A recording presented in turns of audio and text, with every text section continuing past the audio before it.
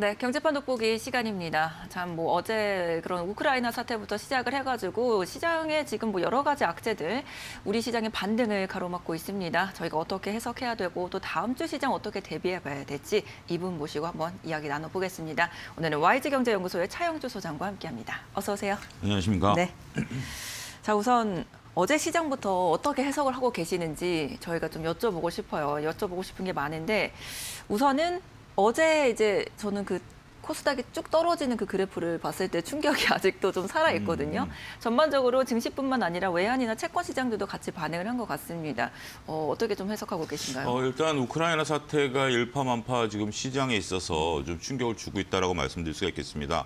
어제도 장중에 이제 그 러시아발 어떤 교전 뉴스 때문에 투심이 급속도로 네. 위축이 됐었고요. 오늘도 이제 뉴욕 증시 같은 경우도 전쟁에 대한 우려감 때문에 투심이 굉장히 위축된 모습들이 나타났다라고 보여지죠. 아직까지 전쟁이 일어난 것인지 확인이, 그러니까 뭐 국지전이라도 뭐 일어난 것인지 확인이 명확히 되고 있지는 않습니다. 서로 간의 의견이 갈리고 있는 상황이고, 그리고 우크라이나 사태가 뭐 아무래도 뭐 전쟁이 현재 도시국가이다 보니 전면전으로 가기는 어려울 것이다라고 보면서 나름대로 개별적인 단기 이슈로 끝날 것으로 봤는데 생각보다 좀 오래 간다라는 느낌을 좀 주고 있습니다. 지금 이제 우크라이나 사태가 이제 뭐 나토 가입에 대한 유보라든지 아니면 서로 간에 대한 어떤 부담, 그다음에 여러 가지 문제 때문에 좀 쉽지 않을 것 같은데 이게 지금 뭐 심리전으로 지금 끌고 가는 양상인 것 같아요. 그러니까 전면전보다는 그런 기사를 여러분들이 보셨을 겁니다. 하이브리드 전쟁의 형태를 띠고 있다. 그러니까 이제 뭐냐면 이게 지금 어제 같은 경우 러시아 측에서는 우크라이나가 반군을 향해서 도발했다라는 내용 아니겠습니까? 근데 우크라이나는 이제 안 했다라고 얘기를 하죠. 그러니까 소규모 국지전이 일어날 가능성을 배제할 수는 없습니다. 하지만 이런 것들이 전 세계 그리고 우크라이나 국민들에게 심리적인 영향을 미친다라는 거죠. 계속 불안감을 주고 있기 때문에 차라리 우리가 그렇죠. 매를 빨리 맞아버리는 게 나는데 이렇게 뭐 매를 때릴 것 같이 하다가 이렇게 그렇죠. 툭툭 찌르고 치고 더 약간 압박감이 있죠. 압박감이 있죠. 네. 지금 이런 것들 때문에 현재 지금 글로벌 증시가 요동을 친다라는 겁니다. 별로 아프지도 않은데 정신적으로는 굉장히 고통스러운 그런 형상이 되고 있다라고 좀 말씀드릴 수가 있겠죠. 그렇게 된다라면 저는 우크라이나가 만약에 전면전이 이루어지면 빨리 끝날 것이다라고 예상을 한번 이 방송에서도 말씀드린 바가 있는데, 왜냐하면 도시국가이기 때문에 이게 뭐 이라크라든지 뭐 그 아프가니스탄 같은 사막 국가가 아니기 때문에 오래 끌 수는 없는 거거든요. 많은 인명 피해가 나타나기 때문에 그런 양국이 그건 심리적인 부담감 때문에. 그렇지만 이렇게 하이브리드 전쟁 심리적으로 간다라면 생각보다 오래 끌 수도 있습니다. 계속 오래 끌고 감으로써 투자 자산에 대해서 압박을 할 수 있는 그러한 요소가 된다라고 보여줄 수 있죠. 근데 문제는 이제 여기서는 어느 정도 역발상이 필요하다라고 보여집니다. 전쟁이라는 이슈가 시장의 방향을 완전히 트느냐, 아니면 잠깐 쉬었다 가는 빌미를 제공하느냐라고 봤을 때는 경험적으로 봤을 때는 후자인 경우가 많다. 잠깐 쉬어가는 경우이기 때문에 지금 이렇게 발작을 일으킬 때마다 우량주 개념에서는, 우량주 관점에서는 접근을 하셔야 되고요. 오히려 지금 이제 그동안 그 성장세 때문에 많이 올랐었던 주식에 대해서는 오히려 갖고 계신 분들은 투자의 불안감이 더욱더 증폭될 가능성도 배제할 수 없다 말씀드릴 수가 있겠습니다. 그럼 어떻게 보면은 지금 이 변동성을 저가 매수의 기회 정도로 볼 그렇죠. 수도 있는 지금 그런 네. 말씀으로 정리를 할 수가 있을 것 같은데, 근데 저는 참 안타까운 게 그러니까 이 코스피 지수들만 좀 두드려 맞는 느낌이다라는 생각이 들어요. 그러니까 계속 정말 회복세 정말 좋게 나타나고 있다가 계속해서 이런 이슈 때문에, 그 대외적인 이슈 때문에 우리 증시만 계속 이렇게 폭락을 하는 그런 모습들이 좀 안타까운 것 같습니다. 어제 또 제가 뭐 이런 얘기를 들었어요. 우리가 우크라이나가 어디에 붙어 있는지 정확히 지도상에 찍으실 수 있으세요? 네, 우크라이나 가보셨어요? 안 가봤죠. 우크라이나가 무슨 말을 쓰는지 아세요? 전혀 모르겠어요. 그러니까 그런 걸 가지고 우리 증시가 왜 삼성전자가 맞아요. 빠지고 왜 우리가 갖고 있는 주식들이 빠져야 되느냐라고 생각해보면 참 어떻게 보면 아이러니예요. 우크라이나 평생 한번 가볼 사람 몇 명 안 될 것 같아요. 그렇죠. 그런데도 그것 때문에 왜 내가 갖고 있는 삼성전자가 빠지느냐에 대해서 할 건데, 일단 그만큼 체력이 좀 많이 약화됐다라고 보여집니다. 지금 이제 심리적인 부분들을 제가 말씀드리고 있는데, 지금은 어떤 뭐 펀드멘탈에 의해서 주식시장이 움직인다라기보다는 심리적으로, 그러니까 그만큼 우리가 취약하다라는 거예요. 그러니까 우리가 건강할 때는 만약에 외부에서 감기가 들어와도 이겨낼 수 있죠. 그렇죠. 근데 우리가 몸이 허약할 때는 조그만한 감개도 확 몸져 누울 수 있는 상황 아니겠습니까? 지금 그런 상황으로 비유를 드릴 수가 있겠어요. 지금은 우리가 상당히 체력이 많이 약화돼 있다는 것이 여실히 드러나고 있다라고 좀 말씀드릴 수가 있겠죠. 더군다나 지금 매를 맞아야 될 게 이거 하나뿐만이 아니라 금리 인상에 대한 부분들, 그리고 우크라이나가 이렇게 시간을 끄면 끌수록 제가 투자 자산에는 악재다라고 봤는데 투자 자산이 계속 고공행진을 하게 되거든요. 그렇게 된다라면 인플레이션 또 우려가 또 되고 미국이 지금 현재 또다시 공격적으로 지금 100bp 얘기가 나오고 있는 상황이에요. 단기간에. 뭐 이런 것들에 대한 우려감까지 나오고 있기 때문에 시장이 상당히 지금 겁을 먹고 있다. 이렇게 표현드리는 게 맞을 것 같습니다. 하지만 여러분들이 지금 제가 앞서 말씀드렸다시피 우량주들에 대해서는 이렇게 그 저가 매수 관점에서 보셔야 되고 저같이 이렇게 여러분들에게 설명을 드리는 입장에서는 자세히 들여다봐야 되겠습니다만 투자하시는 분들 입장에서 본다면 너무 그렇게 일희일비하고 많은 관심을 가질 필요 없다. 어떤 분들은 그런 얘기도 하더라고요. 이번 사태를 통해서 러시아와 우크라이나 관계의 역사를 배웠다. 뭐 유튜브를 통해서 그러는데 그렇게까지 관심을 가지실 필요는 없는 문제가 아니겠는가 좀 말씀드리도록 하겠습니다. 그러니까 우리가 지금 신경 써야 될 이슈가 이거 하나뿐만이 아니라 그렇죠. 지금 예. 너무 많은데 여기에 발목을 우리가 붙잡을 필요가 없다. 이렇게 저는 표현드리고 싶어요. 내가 지금 당장 무슨 옷을 입어야 되는지 고민하는데 다른 사람들이 무슨 옷을 입고 가느냐를 신경 쓰는 건 그렇죠. 아무런 소용이 없어. 내가 지금 당장 뭘 외출을 입어야 해야 되는 거 되는데. 중요한 건데. 네. 예. 맞습니다. 그렇게 한번 정리를 해볼 것 같고. 네. 근데 말씀처럼 근데 개인들은 그 심리에 네. 좀 많이 휘둘린 것 같아요. 어제 맞아요. 좀 매도세가 강하게 나타났고 반대로 외국인들은 오히려 딱 그 이슈 터지면서 또 그 다음에는 매수세를 많이 늘려가는 모습이더라고요. 지금 현재 국면으로 본다라면 정말 심리적으로 어려운 국면입니다. 특히 동학개미 운동에 참여하신 분들은 이거 경험해보지 못했기 때문에. 네. 그러니까 이제 그런 거죠. 아프리카에 눈이 온 거예요. 그러니까 아프리카 사람들이 맨날 햇빛에 막 옷 벗고 뛰어다니다가 갑자기 눈이 내리니까 이거 어떻게 해야 될지 모르는 거죠. 헤딩이 뭔지 잘 모르니까. 그러니까 네. 아프리카에선 저기 동남아에선 그런 얘기 하더라고요. 영상 10도에 얼어 죽는 사람도 있다. 뭐 이런 이건 정말 팩트입니다. 제가 우스갯소리를 하는 게 아니라 근데 이제 그 현재 어제 저도 최근에 그런 얘기들을 많이 들어요. 지쳐서 다 팔아버렸다. 꼴도 보기 싫다. 이런 얘기를 했는데 이래서는 안 됩니다. 지금은 주가가 바닥을 확인하는 과정이다라고 좀 말씀드릴 수가 있겠고 계속 언급드렸다시피 현재 지금 이런 대외적인 리스크는 우량주를 매수할 시점이에요. 근데 심리적으로 견디기 힘든 거죠. 야, 이거 언제까지 빠져? 근데 저는 이제 주식 시장에 거의 30년 있다 보니까 이런 게 특이한 게 아니에요. 일상적인 일이에요. 주식시장이 올라가는 것만 있는 시장은 아니다. 올라가는 시장이 있는 건 아니다.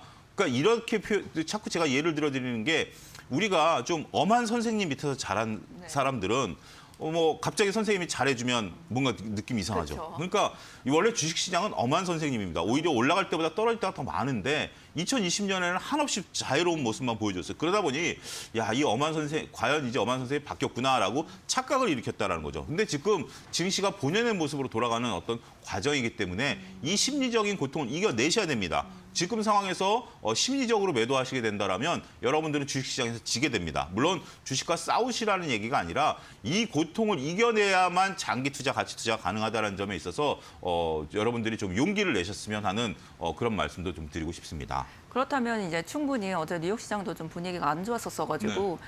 추가적인 하락도 우리가 좀 어느 정도 생각을 하고 대비를 해야 되는 상황인가요? 추가적인 하락이 있을 겁니다. 그렇지만 그렇게 폭이 깊지는 않을 겁니다. 지금 상황에서 본다라면 일단은 지금 바닥을 좀 다지는 우리가 바닥이라고 해서 딱 2,700에서 멈춰 이게 아니라 2,700 바닥이라도 2,650까지 떨어질 수도 있고 그렇게 흔들리는 과정이다라고 보여지는 거 아니겠습니까? 따라서 지금은 바닥을 확인하는 과정. 그렇지만 여기서 바닥을 확인했다 그래서 바로 올라가지는 않을 것 같습니다. 그만큼 체력이 강하지는 않기 때문에 우리가 바닥을 확인하는 과정이 이게 이제 길어지면 길어질수록 더 힘들어지죠. 하지만 그거를 견뎌내신 분들은 나중에 분명히 좋은 결과를 나타날 수 있다. 하지만 무조건 지수는 바닥을 잡는다 해서 종목이 다 바닥을 잡지는 않습니다. 앞서 언급드렸던 성장주들에 대해서는 조금 조심하셔야 되지 않을까 덧붙여서 말씀드리도록 하겠습니다. 네. 그러니까 좋은 날이 올 것이다. 이런 마음을 가지고 우선은 그런 지금 날이 이제 더 눈앞에 다가오고 있어요. 나. 다가오고 있는데 우리가 동트기 전이 가장 춥다라고 하는 거 아닙니까? 네. 지금이 그런 시기가 아니겠는가 말씀드리고 싶습니다. 맞습니다. 저희가 지금 좀 견뎌내야 되는 구간인 것 같고요. 근데 좀 체력이 많이 약해지다 보니까 증권가에서도 하향 조정하는 여러 가지 종목들이 나오고 있어서 불안 심리를 더 키우고 있습니다. 자, 그렇다면은 증권가가 주목하고 있는 반대로 좀 상향 조정하는 종목들도 있겠죠. 저희 한번 종목 살펴보고 오겠습니다. 김나은 캐스터입니다. 경제판 돋보기 시간입니다. 요즘 증시를 둘러싼 대내외 불확실성이 고조되면서 증권사들이 목표 주가를 하향 조정한 리포트들을 쏟아내고 있습니다. 올해 1월에 국내 증권사가 기업 목표 주가 하향 리포트 수를 내놓은 게 총 344건인데요. 이는 지난해 대비 344% 증가한 수치입니다. 자, 그렇다면 이런 상황 속에서도 증권사가 목표 주가를 올리는 기업에는 어떤 것들이 있을지 만나보도록 하겠습니다. 먼저 CJ 프레시웨이입니다. 이 회사는 지난해 영업이익 566억 원을 기록하면서 적자 탈출에 성공했습니다. 이러한 이익 실현은 2019년에 이은 두 번째 기록이지만 사실상 이 비용 처리 기준을 고려했을 때는 최대 이익으로 봐도 무방한데요. 사업 재조정 효과를 톡톡히 누렸다는 평가를 받습니다. CJ 프레시웨이는 지난해부터 이 수익이 나지 않은 거래처는 조정하고 단순 유통 사업을 축소하는 한편 단가 조정과 선택적 수주를 통해서 수익 구조를 개선해왔고요. 올해 코로나 충격이 완화된다면 외식 수요가 회복되고 단체 급식 신규 수주가 늘어날 것으로 예상하면서 올해 전망도 희망적입니다. 또 외식 물가 인상으로 마진이 늘어날 가능성도 높아졌습니다. 이에 따라 CJ 프레시웨이는 올 한 해도 최대 실적 경신해 나갈 것으로 기대되고 있는데요. 대부분의 증권사에서는 목표 주가를 5만 원 부근으로 상향 조정했습니다. 상승세가 이어질 수 있을지 체크해 보시기 바랍니다. 다음으로는 LIG 넥스원입니다. 회사는 지난해 연결 기준 매출은 1조 8천억 원대, 영업이익은 972억 원을 기록했습니다. 통신 장비와 감시 정찰 등의 분야에서 양산과 신규 수주가 안정적으로 이어지면서 실적이 개선됐는데요. 올해 1월에는 아랍에미리트 국방부가 한국에 천공투를 수입하기로 결정하면서 2조 6천억 원의 수주를 따냈죠. 이에 천공투 아랍에미리트를 수출하기 시작하는 올해 말부터 이 수주가 매출로 인식되기 시작하면서 중장기적인 실적 개선이 이어질 것으로 전망됩니다. 이에 따라 올 한해 매출 가운데 수출 비중은 1년 전과 비교했을 때 12%포인트 확대된 16%에 이를 것으로 예상되고요. 추가적인 신규 수주 확보도 기대되고 있습니다. 또 수출 이외에도 회사가 제시한 국내 사업의 수주 목표치도 지난해보다 늘어났는데요. 이 해군 유도탄 등의 개발을 짐작할 수 있다는 평가입니다. 한편 대부분의 증권사에서는 목표 주가를 8, 9만 원대로 제시했습니다. 계속해서 상승 흐름 이어갈 수 있을지 체크해 보시기 바랍니다. 마지막으로는 KB금융입니다. 사실 금융주들은 대부분의 증권사에서 목표 주가를 상향 조정했는데요. 금리 인상기의 최대 수혜주인 만큼 KB금융 역시 대부분 증권가에서 목표 주가를 7만 원 이상으로 제시하고 있습니다. 그 근거를 살펴보면 지난해 지배주주 순이익이 4조 4천억 원 실현됐는데요. 올해는 보수적인 비이자 이익을 감안하고 경상적인 대손 충당금 전입 증가를 감안해도 이자 이익이 큰 폭으로 늘어날 것으로 예상되고요. 이에 따라 4조 8천억 원의 이익을 실현할 것으로 예상됩니다. 자, 이러한 최대 실적에 따른 자기자본 이익률은 9% 상회하는데 그에 반해서 PBR은 0.5배에 불과하다며 저평가 매력이 두드러지고 있다는 평가인데요. 자, 게다가 앞으로 배당 성향 30% 상향과 자사주 지속 매각 등 주주 친화 정책을 강화해 나갈 것으로 기대되고 있습니다. 자, KB금융의 주가는 쭉쭉 뻗어나갈 수 있을지 눈여겨보시기 바랍니다. 자, 여기까지 오늘은 목표 주가 상향 조정된 기업들 확인해 보셨습니다. 네, 해당 종목들은 참고를 해보시면 좋을 것 같고요. 저희는 이제 좀 투자 전략에 대해서 여쭤보고 싶습니다. 자, 어제 딱 그 뉴스가 나오니까 정말 그 틈을 비집고 에너지 관련주들이 쑥 오르더라고요. 네. 계속해서 이런 변동성은 저희가 어느 정도 예상을 해보고 투자 전략을 세워야 될 것 같아요. 지금 이제 원자재 같은 경우 몇 가지 요소가 좀 복합돼 있다라고 말씀드릴 수가 있겠습니다. 하나는 원래 원자재 가격은 유동성에 의해서도 움직인다. 원래 원자재 가격이 움직이는 건 이제 수요 공급에서 움직이는 게 가장 이제 적절하고요. 그게 당장 가장 좋은 방법인데 지금 이 수요와 공급 중에서도 수요가 지금 늘어나고 있기 때문에 원자재 가격이 늘어나는 거 아니겠습니까? 지금 유가도 지금 이제 그 공급보다는 좀 수요가 더 많기 때문에 유가가 움직인다라는 것이죠. 근데 이제 또 원자재 하나의 또 특징은 유동성에 의해서도 움직입니다. 그러니까 지금 현재 각국 중앙은행들이 풀어놓은 유동성, 아직까지 유동성이 풍부하죠. 이것 때문에 나름대로 우리가 이제 주식 자산에 투자하는 것처럼 원자재에 투자하는 돈들도 만만치 않다라는 거죠. 근데 이게 이제 앞으로 이제 QT가 진행이 되고 금리 인상 현상이 진행이 된다면 원자재에 들어와 있던 유동성은 회수가 될 겁니다. 그러면 이런 것들과 과연 수요가 늘어나는 것과는 이제 싸움이 시작이 되겠죠. 거기에 원자재 가격이 들썩거리다라고 좀 말씀드릴 수가 있겠습니다만 지금은 이제 수요도 그 OECD 경기 선행 지수를 보게 된다면 올해 경제 성장률이 하반기 갈수록 좀 줄어들 가능성이 높게 좀 보고 있거든요. 지금 미국 경기가 막 워낙 좋아서 금리 인상을 막 얘기하고 있기 때문에 경기가 계속 좋아질 것이야라고 우리가 이제 생각을 하고 있는데 실질적으로 OECD 선행 지수를 본다면 이미 꺾였어요. 그렇기 때문에 하반기로 갈수록 수요는 좀 둔화될 가능성. 그리고 이제 QT를 3월달 이후부터 시작하게 된다면 유동성도 회수가 되겠죠. 따라서 원자재에 대해서는 지금 고점을 어느 정도 형성해 가는 과정이 아니겠는가 저는 개인적으로 볼 수 있습니다. 유가 기준으로 봤을 때 일단 당장 $100를 잠깐 넘어설 수는 있긴 하겠습니다만 이게 고착화되지는 않을 것 같아요. 그렇기 때문에 지금 원자재에 대해서는 나름대로 고점 플레이를 하시는 것이 좋지 않겠는가 말씀드릴 수가 있겠습니다. 네, 뭐 단기적으로는 추가 상승이 있을 수 있겠지만 그렇죠. 지금 어느 정도 고점에 다다른 원자재다라고 이제 전략을 좀 세워주셨고, 자 리오프닝 저희가 많이 여쭤보긴 했는데 또 한 번 여쭤볼게요.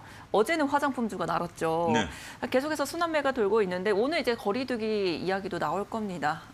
이게 참 그동안 많이 속았었어라고 했는데 생각보다 오래 가고 있어요. 이게 좀 추세로 자리를 잡은 그렇습니다. 겁니까? 저는 뭐 그렇다 하더라도 이게 생각보다 오래 간다라고 해서 여기에 덥석 따라가는 것은 별로 좋지 않다. 결론부터 말씀드리겠고요. 지금 이제 리오프닝과 관련해서 지금 뭐 여러 가지 얘기들이 이제 뭐 조금 거리두기를 완화하겠다라는 것이고 정점을 향해서 빨리 가자 이제 뭐 이렇게 얘기를 하는 경우도 있습니다만 이건 희망 고문이다라고 좀 말씀드리고 싶어요. 지금 이제 리오프닝 관련주들은 미국에서는 많이 올라가고 있어요. 근데 그것 때문에 우리나라도 좀 따라가는 경향이 있어요. 하지만 미국은 항공주들이 자체 국내선 수요만 가지고도 충분히 먹고 살 수 있고요. 그다음에 미국 내에서 호텔이라든지 카지노 같은 경우 지금 활발하게 운영이 되고 있기 때문에 이게 지금 리오프닝 관련주가 되죠. 근데 우리나라 같은 경우는 항공주들 같은 경우는 외국인들이 들어와 줘야 되고 우리가 외국을 나가야 되기 때문에 이게 지금 현재로서는 막혀 있죠. 더군다나 여행업종 같은 경우도 외국인들이 들어오고 우리가 나가야 되는데 이건 막혀 있죠. 그러니까 우리는 해외로 나가야 되지만 미국은 자국 내 수요로도 충분히 가능하다라는 거죠. 이런 것들이 좀 옥석가리기 필요하고요. 지금 이제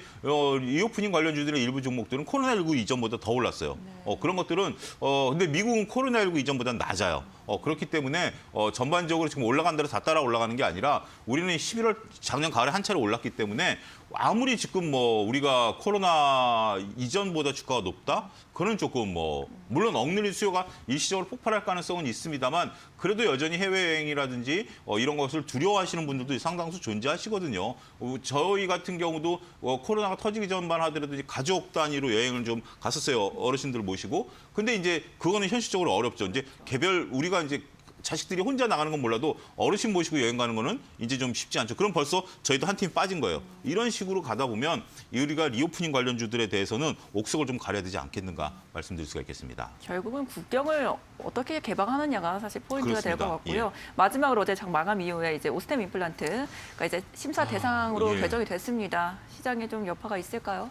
예, 일단은 지금 현재 뭐 됐기 때문에 그 15일 내에 이제 오스템 임플란트는 증선위에 자기 의견을 제출해야 됩니다. 그리고 15일 이후에 이제 받아본 이후에 20일 동안 보고 결정을 내려야 된다. 이게 4월 중순인데 공교롭게도 3월 말에 그 감사 보고서가 이제 나오게 돼 있거든요. 이게 이제 규정상 회계 마감은 90일인데 이게 걸려 있어요. 그러니까 지금 오스템 임플란트는 여러분들 잘 보셔야 되는 게 오스템 임플란트가 회계상으로 문제가 생긴 것은 돈은 회수가 되고 800억 원 이미 손실을 떨어버렸어요. 그러니까 이제 2천억 그 횡령이지만 800억 손실로 특히 이제 오스템 임플란트의 현재 지금 영업이익이라든지 자산 구조로 볼 때 800억은 계속 영업할 수 있는 상황이에요. 그렇게 큰 충격은 아닌데 문제는 이제 회계를 못 믿게 되는 거죠. 그러니까 2천억이라는 돈이 나갔는데도 회계가 문제가 없었다라고 보면 이게 회계 부정이 되거든요. 그러면 회계 부정이 되면 감사 의견 거절이라든지 한정 의견이 나올 수가 있습니다. 그렇게 된다면 이거는 거래 정지, 상폐 사유가 또 돼요. 이것 때문에 지금 이제 오스템 임플란트는 횡령 때문에 무너지는 게 아니라 회계 때문에 무너질 가능성을 배제할 수 없기 때문에 횡령은 다 끝난 거 아니냐라고 보시는 분들도 있죠. 진짜 오스템 임플란트 저도 안타깝습니다. 저도 몇 차례 추천드린 사람 입장에서 어깨가 무거운데 이거는 뭐 어쩔 수 없이 뒤통수를 맞은 거기 때문에 그렇지만 지금 여러분들이 팩트를 잘 아셔야 되는 게 횡령이 아니라 회계상의 문제가 만약에 감사 의견이 어떻게 나오느냐에 따라서 오스템 임플란트의 향배가 결정된다. 이 점을 좀 그래도 좀 알려드려야 될 것 같습니다. 네. 저희 이렇게 해서 지금 시장에 존재하는 여러 가지 악재들에 대해서 하나하나 체크해 봤습니다. 지금까지 차영주 소장과 함께했습니다. 감사합니다. 감사합니다.